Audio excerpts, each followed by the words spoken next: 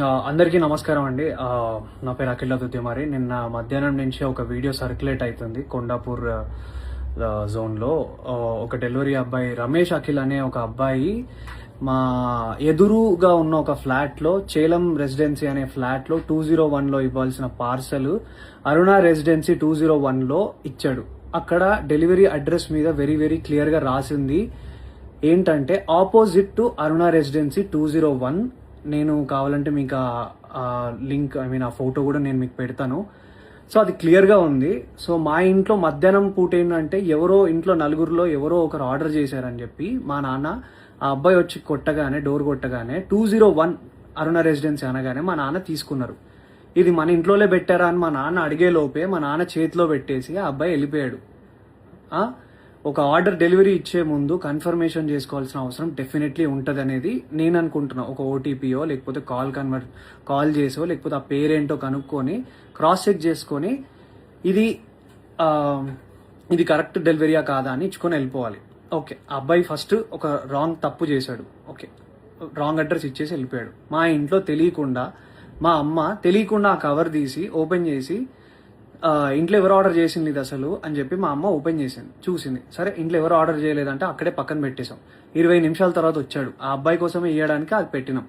ఆ అబ్బాయి మా ఇంటికి అడిగినప్పుడు నేను ఆ అబ్బాయిని యాజ్ ఎ జనరల్ సిటిజన్గా, ఒక రెస్పాన్సిబుల్ సిటిజన్గా నేను అడిగిన క్వశ్చన్, బ్రదర్ మీరు అసలు క్రాస్ చెక్ చేసుకున్నారా అడ్రస్ అని అడిగితే ఆ అబ్బాయి చెప్పిన విధానం ఏంటంటే, లేదు నేను చూసుకోలే ఇచ్చేస్తా.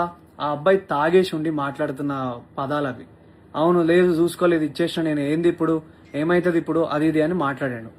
అట్లా కాదు భయ్యా, నువ్వు మంచిగా మాట్లాడు అని మాట్లాడుతుంటే మా మమ్మీ అటు నుంచి వస్తుంటే ఇది కొంచెం ఓపెన్ అయింది ఏమనుకోకటి తీసుకోండి అని ఇస్తుంటే వాడు ఏంది ఫ్రీగా వస్తే తీసుకుంటారా, ఏందే ఫ్రీగా వస్తే తీసుకుంటారా అని ఇట్లాంటి మాటలు మాట్లాడినాడు.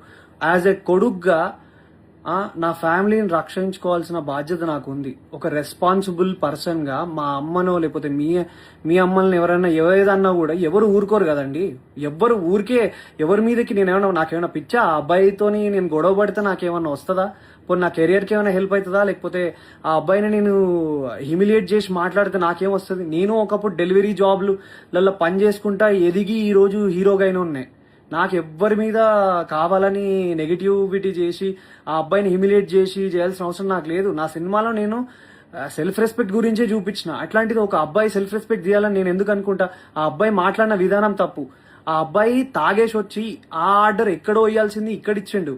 అండ్ ఇదే ఇష్యూ ఏంటంటే, ఇంకో విషయం ఏంటంటే, మా ఎదురుంగి ఇంట్లో చేలం రెసిడెన్సీలో ఇంట్లో ఉన్న 201 వాళ్ళు ఏంటంటే ఆపోజిట్ అరుణ రెసిడెన్సీ అని పెట్టారు. వాళ్ళ వల్ల ఇది 10th టైం. ఒకసారి కాండమ్ ప్యాకెట్స్ వచ్చినాయి, ఒకసారి సిగరెట్ ప్యాకెట్లు వచ్చినాయి. మీ మమ్మీ మీరు ఫ్యామిలీ ఉన్న వాళ్ళకి సిగరెట్ ప్యాకెట్లు కాండమ్ ప్యాకెట్లు వస్తే మీరు తీసుకోగలుగుతారా? అంటే wrong address definitely, but still అది ఎంత ఎంబారెన్సింగ్ ఉంటుంది అనేది మీకు అర్థమవుతుందా? నా మీద అందరు సోషల్ మీడియాలో నిజమేంటో, నా సైడ్ నుంచి ఉన్న స్టోరీ ఏంటో తెలుసుకోకుండా అందరు నా మీద నెగిటివ్ కామెంట్స్ కొడుతున్నారు. నీకు అంత బలిసిందా, ఇంత చేసినా అది చేసినా, మా పేరెంట్స్ని నన్ను అందరినీ ఇష్టం వచ్చినట్టు తిట్టి మాట్లాడుతున్నారు కదా బ్రదర్. నేను అదే అడుగుతున్నా, ఒకవేళ మీ ఇంట్లో మీదకి నెగిటివ్గా మాట్లాడితే మీరు దాన్ని ఎందుకు చేసినావు, నువ్వు చేసింది తప్పు కదా, నువ్వు రాంగ్ ఆర్డర్ ఇచ్చినావు కదా అని చెప్పి నేను ఆ అబ్బాయిని అడగడానికి వెళ్ళిన. ఆ అబ్బాయి ఆ ఆర్డర్ ఆ అబ్బాయికి ఇచ్చేసినాక కూడా మెట్లు దిగుతూ నా ఫోన్ తీసి నువ్వు హీరో కదా, నేను వైరల్ చేస్తా, నాకు తెలుసు నువ్వు అది కానీ మాట్లాడినాడు. చెప్పండి, నేను రెస్పాన్సిబుల్గా ఉండి వద్దు నీ ఆర్డర్ నీకు ఇచ్చేసినాక నువ్వు కిందికి వెళ్ళిపో అని మర్యాదగా ఆ అబ్బాయిని వెళ్ళిపో అని చెప్పి నేను అక్కడి నుంచి పంపిస్తుంటే ఆ అబ్బాయి వీడియో తీసి ఫోన్ తీసిండు. మా అమ్మ నాన్న వాళ్ళు పానిక్ వాళ్ళు భయపడ్డారు. అరే ఏం చేస్తున్నాడు ఇప్పుడిప్పుడే మా మనోడు ఇట్లా వస్తున్నాడు, ఈ అబ్బాయి ఏంది ఇట్లా మాట్లాడుతున్నాడు అని చెప్పి వాళ్ళు టెన్షన్ పడినారు.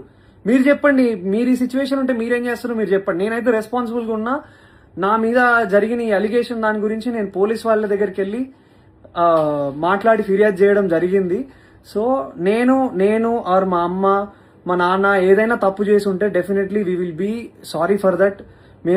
నేను కావాలని ఏం వాళ్ళ మీదకి వెళ్ళలేదు. ఆ అబ్బాయి మా అమ్మ మీదకి తప్పుడుగా మాట్లాడిండు, తప్పుడు మాట వదిలిండు, అది కూడా కొంచెం తాగిన మత్తులో ఉన్నాడు. ఆయన ఏ బిల్డింగ్లో ఇవ్వాలో ఏది ఇవ్వకుండా చూసి ఇచ్చిన విధానం బట్టి నేను ఏం మాట్లాడుతున్నావురా నువ్వు, జాగ్రత్తగా మాట్లాడు, నోరు దగ్గర పెట్టుకొని మాట్లాడు అని చెప్పి నేను వాడిని అడ్రస్ చేసిన.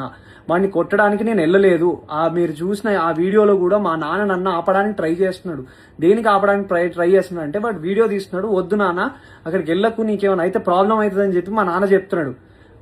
నేనేమో మా అమ్మ నాన్న, ఇప్పుడు మనం ఎంత కష్టపడ్డా కానీ ఏమి ఇస్తాం, మన అమ్మ నాన్నకు రెస్పెక్ట్ ఇస్తాం.